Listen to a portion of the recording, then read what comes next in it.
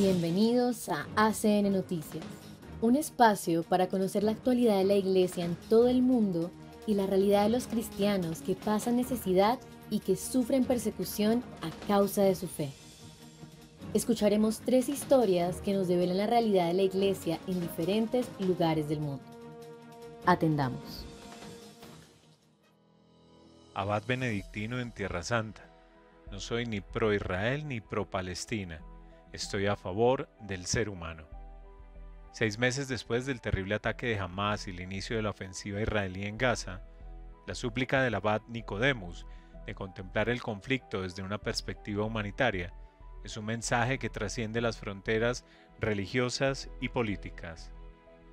A medida que continúa el conflicto palestino-israelí, Nicodemus Schnabel, abad benedictino de la Abadía de la Dormición, en el monte Sión de Jerusalén, y del priorato de Tabá, en el mar de Galilea, destaca la necesidad de resaltar el enfoque cristiano del conflicto, en una entrevista con la Fundación Pontificia Aid to the Church in Need, ACN.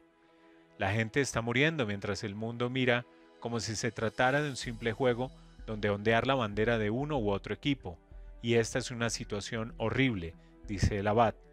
No es un partido de fútbol, y no se trata de quién gana puntos, quién consigue las historias más impactantes, ni quién tiene mejores fotos, lamenta.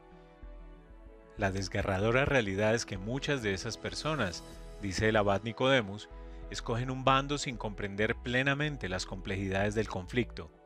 En estos momentos vivimos una atmósfera polarizada. Existe la exigencia de tomar una postura clara y hacer acusaciones, pero si haces esto, eres parte del juego. La realidad es muy complicada, con muchos piedepágina, corchetes y paréntesis. Por eso, el abad de la Basílica de la Dormición afirma con firmeza: no soy ni pro Israel ni pro Palestina, estoy a favor del ser humano, y esta es mi postura teológica. Durante la entrevista, el abad explica la creencia compartida entre cristianos, judíos y musulmanes de que cada ser humano es creado a imagen de Dios, merecedor de dignidad y respeto, independientemente de su nacionalidad o religión.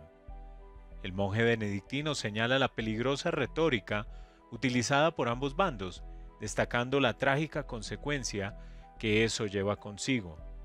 No hablan de seres humanos, dicen no son personas, son monstruos, bestias disfrazadas bajo una forma humana, explica ACN.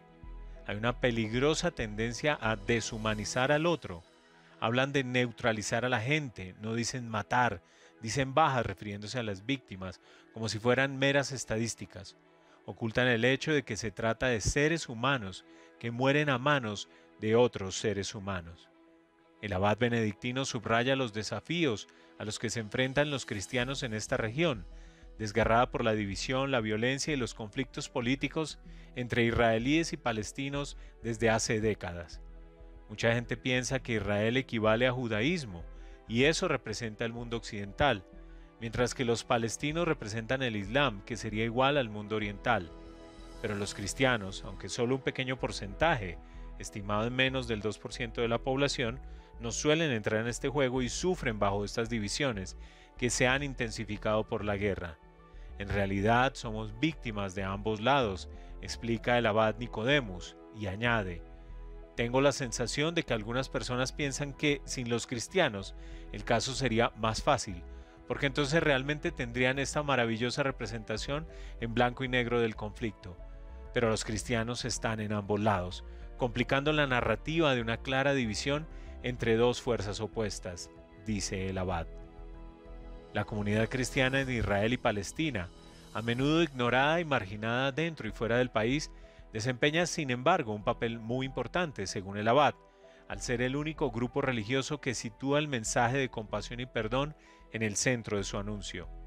Estamos sintiendo el dolor y sufrimos con la gente de aquí y de allá. Tenemos lágrimas para ambos lados. Así, el monje benedictino insta a un cambio de perspectiva, enfatizando que cada vida, incluso la de un pecador o criminal, ha sido creada a imagen de Dios. Esta creencia, común para las 3 religiones, debe servir como un recordatorio de la dignidad y el valor inherentes de cada persona, y no permitir que la guerra vea al ser humano solo desde el punto de vista de la política geoestratégica o militar. Mi punto de referencia son las Sagradas Escrituras, la Biblia. Ahí aprendí de mi Señor Jesucristo que debo rezar por la gente que me odia, rezar también por los infractores, los autores de los crímenes. Decir esto hoy es un escándalo, pero yo rezo por los terroristas y por todos los implicados en este conflicto, afirma el abad Nicodemus. República del Congo, una iglesia olvidada. Maxime François Marsal, responsable en ACN para proyectos en los países francófonos de África Central, realizó en diciembre un viaje a Congo-Brazzaville, también conocido como República del Congo, una nación que limita, entre otros, con Angola, Camerún y República Democrática del Congo. En la siguiente entrevista, habla de la situación de la iglesia congoleña y de la contribución de Aid to the Church in Need, ACN, a su desarrollo. Congo-Brazzaville no sale mucho en las noticias. ¿Cómo describiría el país? Se trata de un país del cual efectivamente se habla poco y al que de hecho se confunde muy a menudo con el vecino país, la República Democrática del Congo. Mucho más extenso, conocido y nombrado en los medios. Congo-Brazzaville tiene una extensión de 342.000 kilómetros y una población de alrededor de 6 millones de personas. Es una nación que, a pesar de la riqueza natural y sus exportaciones de madera y petróleo, enfrenta una gran pobreza a nivel nacional, no solo financiera, sino también moral. Congo-Brazzaville ha tenido una historia turbulenta que ha dejado una huella en la gente. Tuvieron una horrible guerra a finales de los 70. Esta guerra puso en el poder al actual presidente Nguesso, un militar, en 1979. En 1997, fuerzas leales a Nguesso se enfrentaron en otra guerra civil a los partidarios de Pascal Lissouba, que había sido elegido presidente de la República en 1992. Debido a la guerra, Lissouba tuvo que exiliarse. Todo esto afectó a la población, con miles de muertos y desplazados. Desde entonces, Denis Nguesso está en el poder y la gente vive al día, solamente tratan de sobrevivir y tener paz. ¿Cómo es la situación de la Iglesia hoy en día? La Iglesia desempeña su labor en el país con cierta libertad, pero no siempre ha sido así. El país obtuvo la independencia del dominio colonial francés en 1960. Tras eso, en 1970 hubo un periodo de socialismo con consecuencias terribles para la Iglesia. Durante este régimen, el gobierno nacionalizó de un día a otro las escuelas católicas y se impusieron restricciones a las actividades religiosas y a la participación de la Iglesia en asuntos públicos. Hasta 1991, la bandera era roja con una hoz y un martillo, como símbolos nacionales. Ahora, la Iglesia está recuperando parte del terreno perdido, pero todavía tiene mucho por hacer. En otros países, como Camerún, por ejemplo, la Iglesia gestiona el 50% de las escuelas, mientras que en Congo el número de escuelas gestionadas por la Iglesia es de un 10% más o menos. Hay aproximadamente un 47% de católicos, 48% de protestantes y un 1.5% de musulmanes, y también un porcentaje menor que cree en religiones tradicionales africanas. Una de las víctimas de esa época fue el cardenal Émile Biagenda.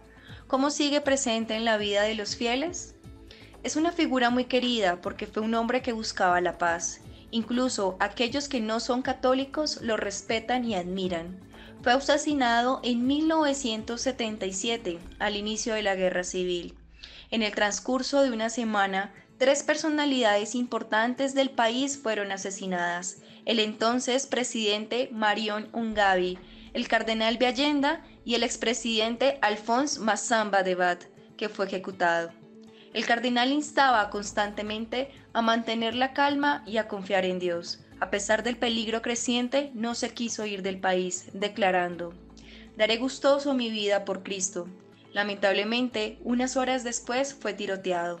Actualmente hay abierto un proceso de beatificación. ¿Cuáles son los desafíos a los que se enfrenta la Iglesia en Congo-Brazzaville?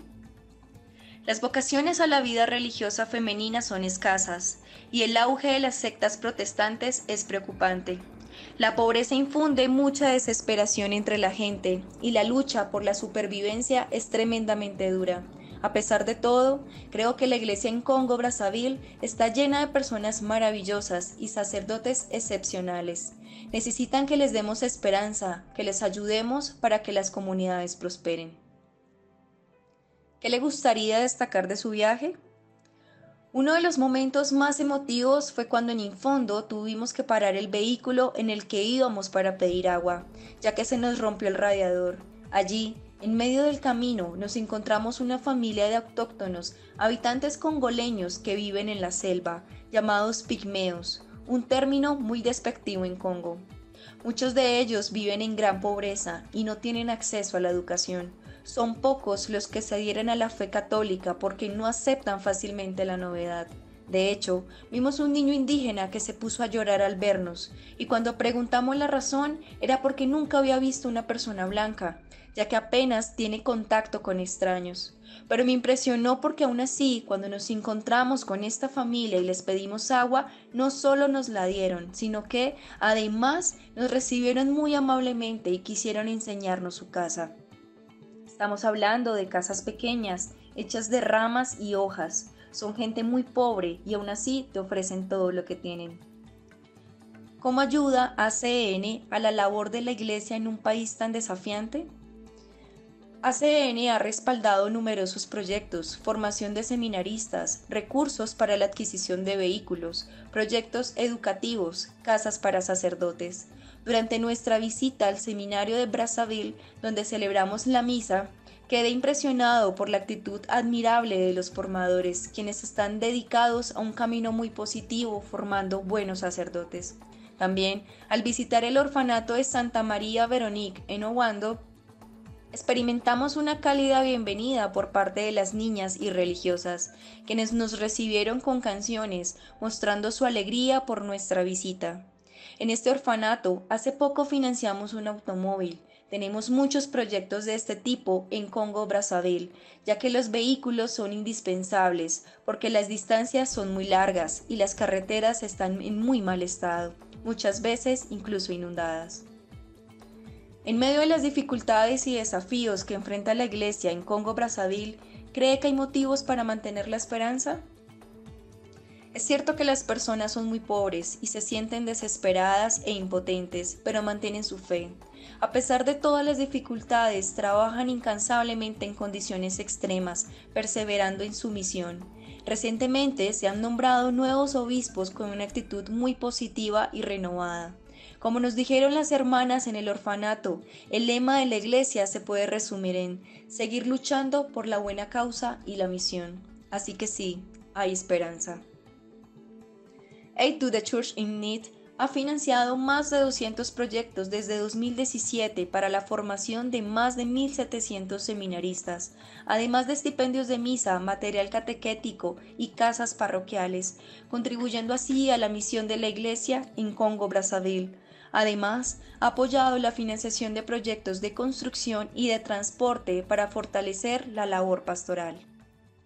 África, el mundo del deporte y la publicidad contribuyen a promover la migración ilegal.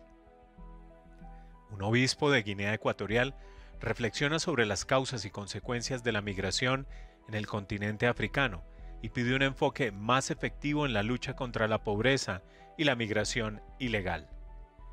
Al menos 8.565 personas murieron en las rutas migratorias en todo el mundo en 2023, lo que lo convierte en el año más mortal registrado, según los datos publicados en el mes de marzo por la Organización Internacional para las Migraciones. La travesía por el Mediterráneo sigue siendo la ruta más mortal, con al menos 3.129 muertos y desapariciones. En África, la mayoría de estas muertes se produjeron en el desierto del Sahara y en la ruta marítima hacia las Islas Canarias. Además, se cree que muchas muertes no se registran oficialmente, lo que significa que las cifras pueden ser muy superiores. Durante una visita a la sede de la Fundación Internacional Aid to the Church in Need, ACN, Monseñor Miguel Ángel Nguema Di, obispo de la diócesis de Ebibellín en Guinea Ecuatorial, ha destacado la necesidad de abordar de manera más efectiva la situación de pobreza y migración en el mundo. Según Monseñor Nguema, la primera causa de la migración sería la pobreza, pero la ayuda de organizaciones internacionales para mitigarla no estaría llegando actualmente de manera efectiva a quienes más la necesitan. Muchas ayudas se pierden en gobiernos corruptos o estructuras ineficaces, explica. En lugar de depender únicamente de los gobiernos, el obispo sugiere apoyar iniciativas más directas a través de organizaciones locales como la Iglesia, asociaciones de mujeres y jóvenes o fundaciones. Estas entidades podrían brindar una ayuda mucho más directa y eficaz, como otorgar becas a jóvenes en situación de vulnerabilidad, dice Monseñor Nguema.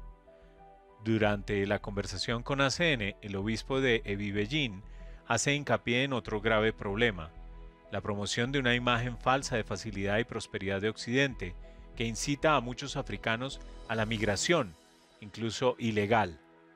La publicidad engañosa y el dinero fácil promovido por el mundo del deporte son culpables de alimentar esta ilusión, resalta. Occidente presenta la falsa idea de que todo está resuelto, lo cual es un espejismo, y contribuye a un falso sentido de seguridad. Los modelos de ganar dinero fácil que se presentan contribuyen directamente a este problema, indica Monseñor Nguema. Según Monseñor Nguema, la realidad es que emigrar es siempre una decisión dura, y hacerlo ilegalmente es un riesgo terrible, que puede llevar de 5 a 10 años para regularizar esta situación, y muchos no lograrán siquiera llegar a su destino. Claro que hay beneficios reales, por ejemplo, más oportunidades económicas y más seguridad, pero a veces cuando voy a Europa me dicen, tráiganme un celular, no se dan cuenta de lo difícil que es la vida allí, no saben las dificultades que van a afrontar. Es fundamental que se brinde una visión más realista de las dificultades que enfrentan los migrantes en su búsqueda de una vida mejor, subraya durante la entrevista con ACN.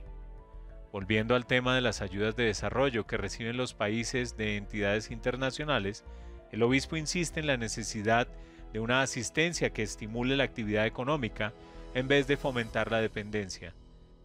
Es fundamental ayudar a crear estructuras de progreso que impulsen la autosuficiencia y el desarrollo sostenible, para que las personas puedan salir adelante sin tener que depender constantemente de la ayuda externa, dice, haciendo hincapié en la importancia de evitar el paternalismo.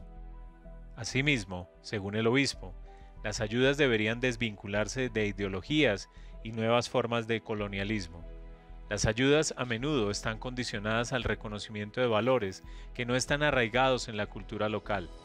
La imposición de temas como el aborto, la diversidad de género o la entrada de sectas da lugar a dinámicas que representan la aparición de un nuevo colonialismo, resalta Monseñor Nguema, a la vez que enfatiza la importancia de respetar y valorar las culturas locales al brindar asistencia. La Fundación Pontificia Aid to the Church in Need, ACN, ha apoyado con 28 proyectos a la iglesia local en Guinea Ecuatorial en los últimos 5 años para reforzar su labor pastoral. Impactante realidad que nos hace reflexionar sobre los privilegios que tenemos como cristianos de Occidente y nos interpela en nuestra manera de obrar.